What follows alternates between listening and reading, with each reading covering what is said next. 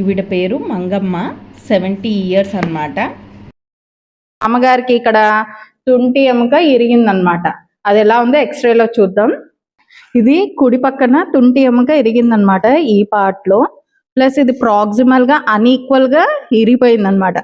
దీనికి మా ఆర్థోపెడిషియన్ గారు సందీప్ కుమార్ గారు పిఎఫ్ఎన్ వేశారు, నేల్ వేశారనమాట. ఇలా పిఎఫ్ఎన్ వేశారనమాట సార్. ప్రాక్సిమల్ ఫీమర్ నేల్ అనమాట. యాక్చువల్గా ఫస్ట్ ఓటీ థియేటర్లోకి మేము వెళ్ళినప్పుడు ట్రాక్షన్ ఇచ్చి సార్ చూసినప్పుడు ప్రాక్సిమల్గా ఒక స్పైక్ ఉన్నది. అప్పుడు సర్జరీ కొంచెం కష్టమవుతుందేమో అని అనుకున్నారు, కానీ చాలా బాగా జరిగిందనమాట.